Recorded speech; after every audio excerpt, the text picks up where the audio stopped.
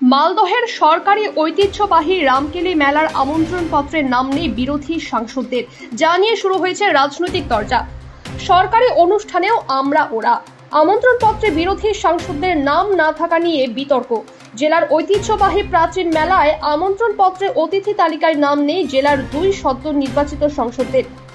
এদিন রামকেলির উদ্বোধনী মঞ্চে তৃণমূলের এক ঝাঁক সদস্য উপস্থিত ছিল, আর যা নিয়ে শুরু হয়েছে রাজনৈতিক চাপানোতর। তৃণমূল পরিচালিত জেলা পরিষদের অধীনে রয়েছে মালদার ঐতিহ্যবাহী রামকেলি মেলা। জেলা প্রশাসন ও জেলা পরিষদের তত্ত্বাবধানে অনুষ্ঠিত হয়ে থাকে। প্রতিবারের মতো এবারও এই মেলার উদ্বোধনী অনুষ্ঠানে ছিলেন জেলা প্রশাসনিক কর্তারা সহ রাজ্যের শাসক দলের জনপ্রতিনিধিরা। জেলা পরিষদের সভাধিপতি সহ ইংলিশ বাজার পৌরসভা ও পুরাতন মালদা পৌরসভার চেয়ারম্যান।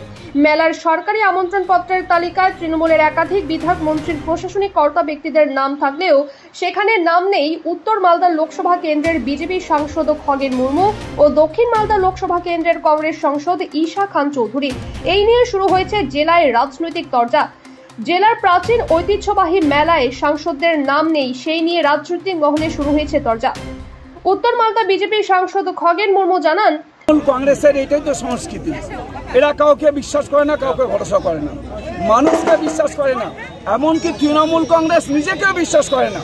তাই নিজেদের যাতে এখানে কোনোরকম এই বিশ্বাসের জায়গাটা না হারায়, তাই শুধু তৃণমূল কংগ্রেসের তাদেরকেই ওখানে রামকেলি মেলাতে তৃণমূল কংগ্রেসের সমস্ত মন্ত্রীরা থাকতে পারেন, তৃণমূল কংগ্রেসের বিধায়করা থাকতে পারেন, পঞ্চায়েতের সমস্ত পদাধিকারীরা তোলা থাকতে পারেন, কিন্তু বিরোধীরা এখানে দুইজন সাংসদ আছে, তাদের এখানে থাকার কোনো অধিকার নেই।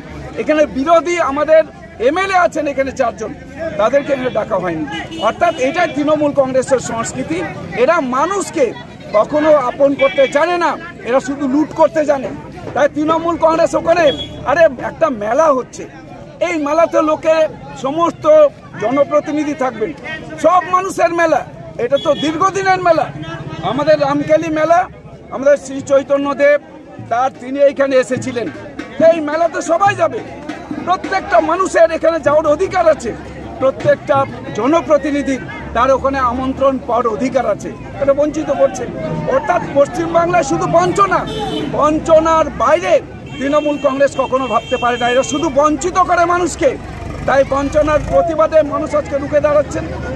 আজকে পশ্চিমবাংলায় যেভাবে মানুষ এগিয়ে আসছেন, কিন্তু এরা শুধু পুলিশকে দিয়ে, প্রশাসনকে দিয়ে এরা এখানে মানুষের ভোটকে লুট করছে।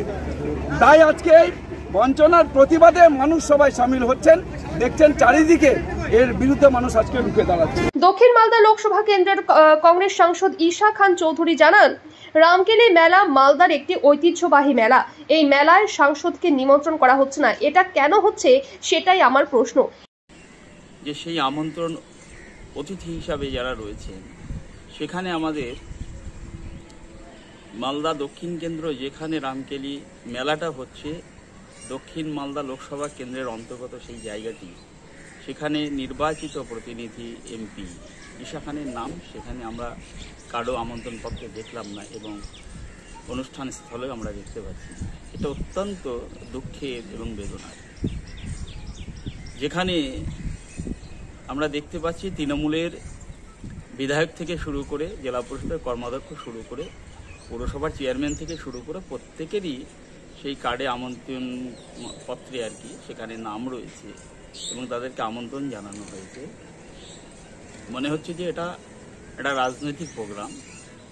আমরা অত্যন্ত দুঃখের সাথে জানাচ্ছি যে এটা বন্ধ হওয়া উচিত। মালদা জেলা তৃণমূল কংগ্রেসের মুখপাত্র আশিস কুণ্ডু জানান, রামকেল উৎসবে সাংসদদের নাম দেওয়া হয়নি বলে আজকে মাননীয় সাংসদরা যে হঠাৎ করে চিৎকার চেঁচামেচি করছেন, তাদের উদ্দেশ্যে একটাই কথা বলতে চাই, এত বছর ধরে রামকেল উৎসব হচ্ছে, আপনাদেরকে তো কোনোদিন আমরা দেখিনি। বিজেপির সাংসদ এখানে অনেক বড় বড় কথা বলছেন, এই রামকেল উৎসবে কোনোদিন তাকে যেতে দেখিনি। আর এই বিজেপির যে কদর্য রাজনীতি, বিভিন্ন রেল মন্ত্রকের যে রেলগুলো উদ্বোধন হয়েছে, আপনারা লক্ষ্য করে দেখেছেন, আমাদের মাননীয় মন্ত্রী, মাননীয় সাংসদ, সম্মানীয় মুখ্যমন্ত্রী কারুর নাম ওনারা দেন না। ওনারা সমস্ত রেল ডিপার্টমেন্টটাকে, বিভিন্ন কেন্দ্রীয় সরকারের দপ্তরকে ওনারা নিজস্ব সম্পত্তি ভাবেন। তো যাক, ওনাদের বোধোদয় হয়েছে যে এই শিষ্টাচারটা থাকা উচিত।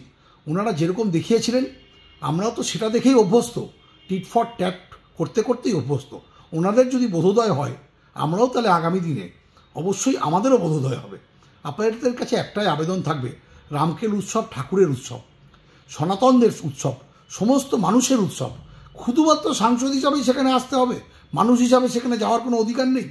আসুন না আমরা সবাই মিলে এই রামকেল উৎসবকে সাফল্যমণ্ডিত করি।